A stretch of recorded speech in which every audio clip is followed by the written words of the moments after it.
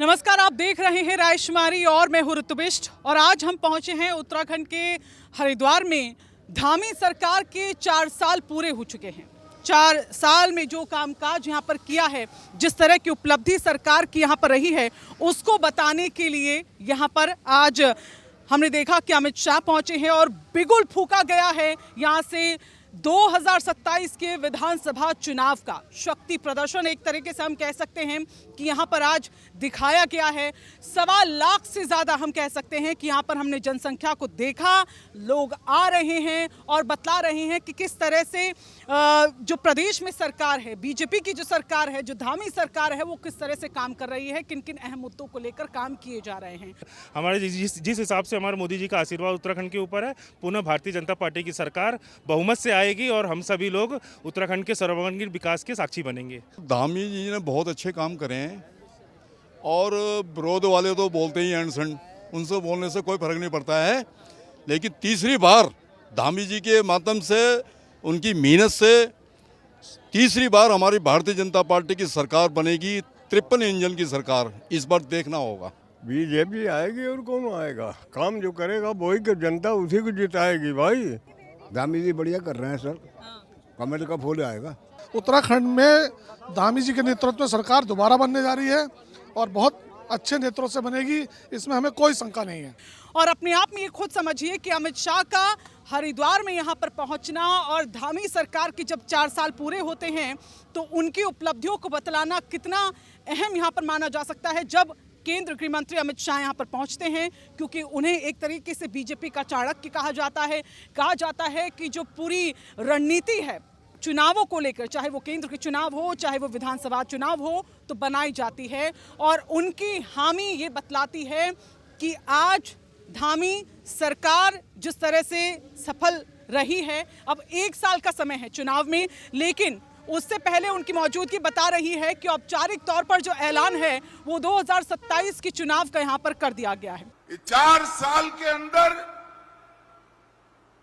मुख्यमंत्री धामी जी ने एक एक समस्या को चुन कर समाप्त करने का एक रचनात्मक अभिगम लिया। इसके कारण उत्तराखंड आज विकास के रास्ते पर 2 दूनी रात चौगुनी गति से आगे बढ़ रहा है। लेकिन एक तरीके से ये भी समझिए कि हरिद्वार ही आखिर क्यों चुना गया है। उत्तराखंड के इस विधानसभा चुनाव का अगर बिगुल फूंकना है तो हरिद्वार क्यों? हरिद्वार इसलिए क्योंकि अगर हम हरिद्वार की बात करें तो 2027 में यहाँ कुंभ भी आयोजित होना है, जिसको लेकर हमने देखा कि राज्य सरकार कितनी अग्रसर है। संतों से यहाँ पर लगातार बैठकें की जा रही है। लेकिन एक मकसद ये भी है हरिद्वार में आना, क्योंकि हरिद्वार वो द्वार है जहाँ से आपको पहाड़ भी दिखता है, मैदान भी दिखता है और ये जोड़ता है।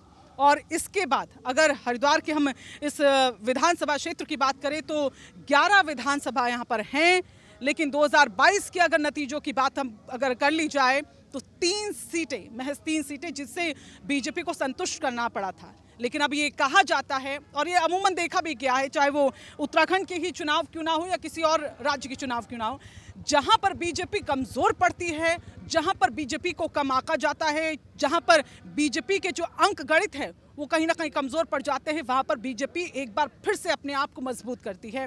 और यही वजह है कि हरिद्वार में कमजोर समझा जा रहा है, लेकिन जो बिगुल आज अमित शाह ने फूंका है उत्तराखंड में विधानसभा चुनावों को लेकर, उससे ये अंदाजा लगाया जा सकता है कि अब बीजेपी कमजोर नहीं है। ठीक ही होता जाएगा, कोई ऐसी बात नहीं है। ठीक करते हैं यहाँ के धामी साहब, बहुत बढ़िया प्रोग्राम कर रहे हैं। तो मैडम बहुत अच्छी है। एक तो सबसे बढ़िया इसने किया जो पुल बनाए हैं हरिद्वार में, बहुत व्यवस्था है। पहले हम यहाँ से रह रहे हैं 25 साल से, और जो पुल बने हैं, जब के पुल बने, बहुत बढ़िया है। और अमित शाह का यहाँ पर पहुँचना ये भी बतलाता है कि जो अंदर खाने हम देख रहे हैं बीजेपी में कहीं ना कहीं धामी फेस को लेकर, कि क्या धामी बदलेंगे, क्या धामी अपना कार्यकाल पूरा कर पाएंगे, तो एक पूरी तौर पर हम कह सकते हैं कि जो मुहर है यहाँ पर अमित शाह की लगती हुई कि धामी ही मुख्यमंत्री अभी हैं और वो पूरा अपना 5 साल का कार्यकाल करेंगे। एक मिथ को तो कहीं ना कहीं तोड़ा है कि बीजेपी का अभी तक कोई भी मुख्यमंत्री जो है वो पूरा अपना कार्यकाल नहीं कर पाया है 5 साल का। आखिरी है, लेकिन यहाँ पर चुनौती भी बड़ी फिलहाल कहा जा रहा है कि धामी सरकार के लिए बनी हुई है।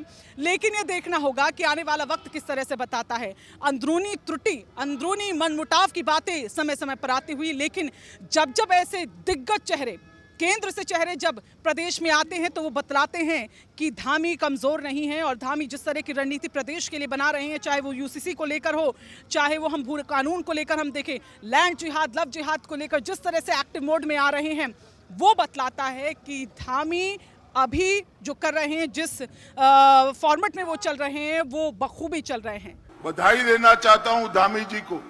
धामी जी यहां पर यूनिफॉर्म सिविल कोड लेकर आए। नागरिक का धर्म कोई भी होगा, एक ही कानून से उसको देश में रहना होगा।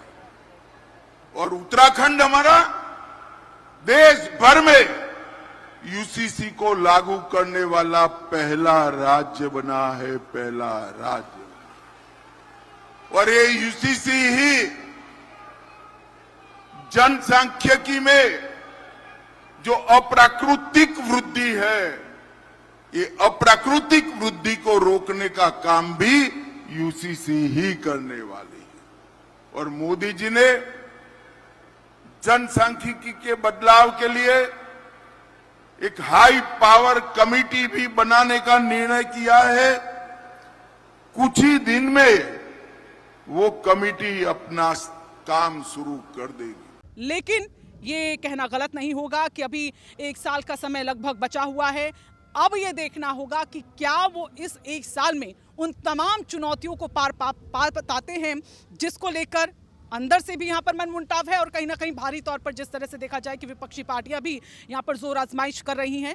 तो अब देखना होगा कि क्या होता है। लेकिन ये तय है कि धामी के चेहरे को एक बार फिर से कहीं ना कहीं केंद्र से मंजूरी मिल गई है।